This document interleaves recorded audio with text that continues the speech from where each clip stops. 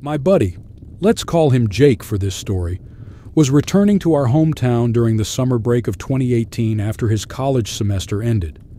I was excited because, although we both went to college, mine was in our hometown, and we rarely got to see each other. Due to our schedules, we only met a few times during the year, so whenever he was back, we'd make it a point to hang out. Since we didn't have our own places and lived with our families, it wasn't super convenient to chill at home, so often we'd rent a place like an Airbnb or sometimes even a hotel. These short stays were a time to chill, have fun, and just talk about everything and anything. This time, while searching for a place to stay, we found a small, cute cabin. It was hidden among thick trees in the forest. The pictures showed a snug living room with a warm fireplace and a window with a beautiful view of the woods outside. And the best part? It was way more affordable than the other options we were considering. Even though it was a bit far, almost 2 hours drive, we decided to go for it. That Friday, bright and early, I drove to Jake's house, and after loading up my car with our stuff, we hit the road. The drive was long and, to be honest, a bit dull. The roads were mostly empty, with only a few cars here and there. Our route took us through just one small town, and then it was just trees and more trees. But it was okay. We kept talking about all the college gossip and funny incidents. On reaching the cabin, our first impression was good. The outside looked welcoming. Using the digital key code we got from the owner, we went inside. The cabin was almost exactly like the pictures, except it wasn't super clean. We noticed muddy footprints, like someone had just come in from a trek in the woods and hadn't bothered to clean their shoes. It wasn't a big deal though, since the bed seemed fresh. We decided to explore the woods a bit. Both Jake and I loved the outdoors, so we ventured out. Not too far from the cabin, we found this odd path. It went straight into the forest and then just stopped. There was no circle or clearing or any reason for it to be there. It was strange, but neither of us thought too much about it. By the time we started heading back, it was getting darker. I noticed Jake was glancing around a lot. I asked him if he was okay, and he mentioned he felt like he had seen someone in the woods. I tried to see what he was talking about, but it was too dark by then, and I couldn't spot anyone. Once back at the cabin, Jake headed to take a shower.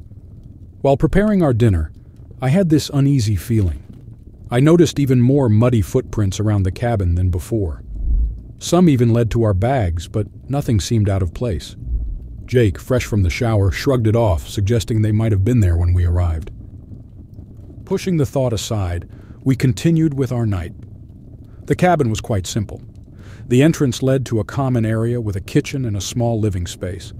And there was just one room, which had 2 beds in it and a tiny attached bathroom. By 10 p.m., we were feeling the exhaustion of the day and decided to call it a night.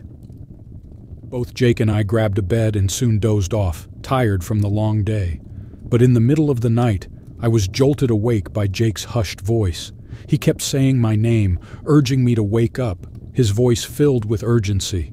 I turned to him, confused and sleepy. "What's happening?" I mumbled. He simply pointed to the bedroom door, whispering, "Someone's in the cabin." I strained my ears and could hear the faint sound of footsteps, soft but deliberate, moving around just outside our door. My stomach twisted in fear, and I could feel Jake's tension beside me. The intruder seemed to be searching for something, or perhaps just exploring the cabin. We could hear little noises of things being moved around. After what felt like hours, the footsteps approached our bedroom door, stopping just a step away. We held our breath, waiting for whatever was going to happen next. Thankfully, after a long pause, the footsteps retreated, and we heard the cabin door open and close. Not wanting to take any chances, Jake and I quickly jumped out of bed and moved the heaviest pieces of furniture we could find against the doors. We spent the rest of the night wide awake, alert for any other sounds. Morning couldn't come soon enough. As the first light streamed into the cabin, we packed our stuff and got out of there as fast as we could. We discussed calling the police, but being so far from any town and with only our word and some footprints as evidence, we decided against it. As we drove away, we contacted the cabin owner to let them know what had happened and to ask for a refund since we cut our trip short. The weird thing was, the owner didn't say much in response. They didn't apologize or even acknowledge the scary event. They simply returned our money and went silent. The whole thing felt off, and we couldn't shake the eerie feeling, even as we put miles between us and the cabin. We just couldn't help but wonder who that intruder was and what they wanted. And why was the owner so nonchalant about it all? It was a trip we'd never forget, that's for sure.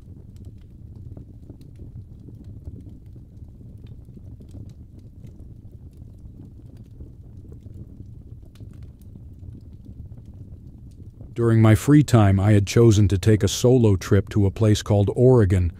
It was still kind of cold since winter was just ending. You see, I had these extra holiday days from my job, and I didn't want to waste them just sitting at home.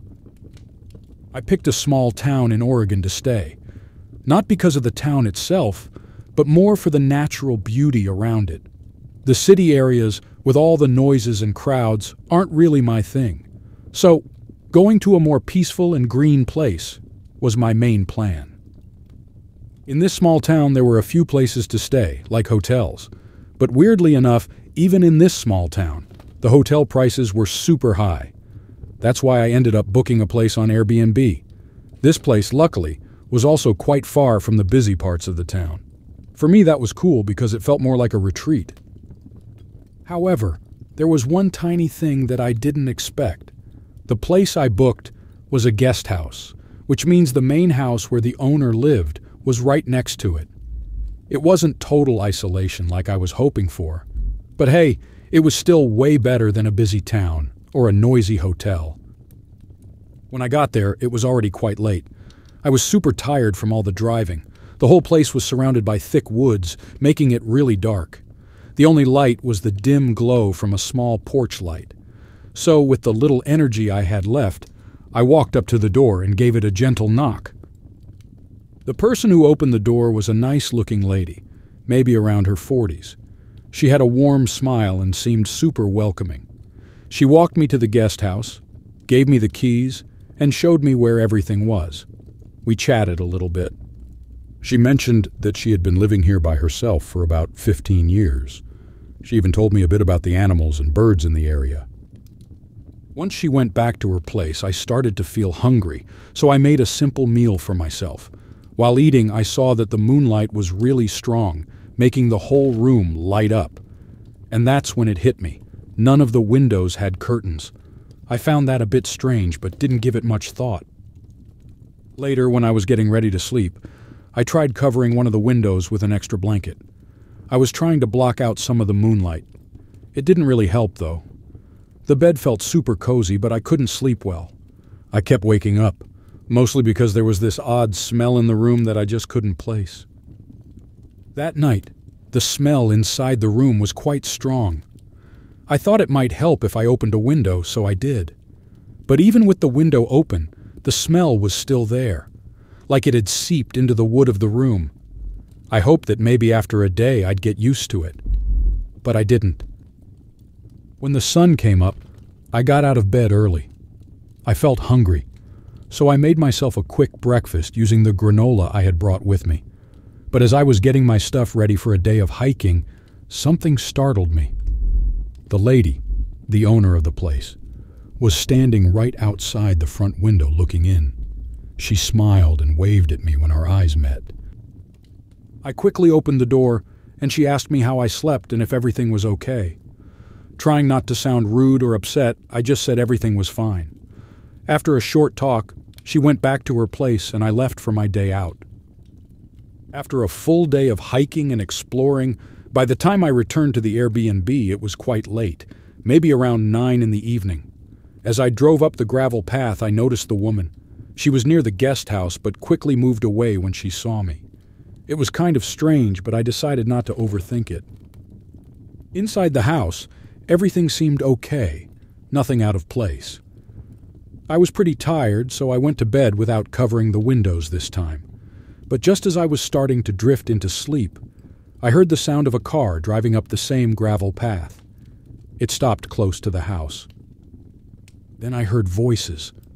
One was the woman's voice, and the other was a man's. They seemed to be whispering, and I tried hard to hear, but couldn't make out what they were saying. After a bit, I heard footsteps, and it sounded like they were coming closer to the guest house. My heart was racing. I felt trapped, like an animal in a cage.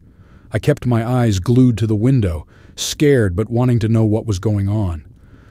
Then I saw something that made my heart stop. Two glowing eyes looking right back at me through the window. Without thinking, I jumped up from the bed, and just then I heard someone running outside.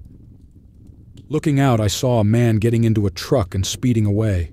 I didn't waste any time. I packed my things, ran to my car, and started driving away. As I was leaving, I saw the woman coming out of her house, waving at me, but I didn't stop. Once I was safely home, I couldn't stop thinking about what had happened. I decided to do some research about the woman in the house. I found her on Facebook and saw posts about her being married for 15 years.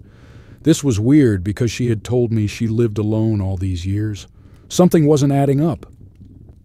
It's been some months now since that trip, but the memory still haunts me. I often wonder what was going on at that house. What was that strange smell? Who was that man? And why did the woman lie to me?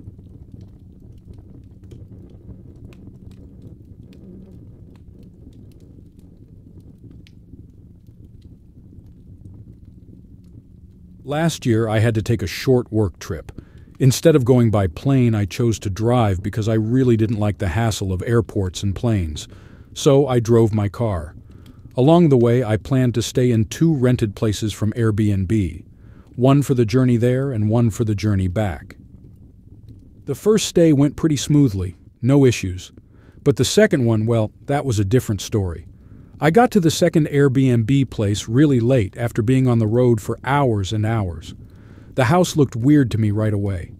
Everything inside looked old, like it was from many years ago. There was a lot of dark brown stuff, like tables and chairs, and the heavy curtains blocked a lot of light.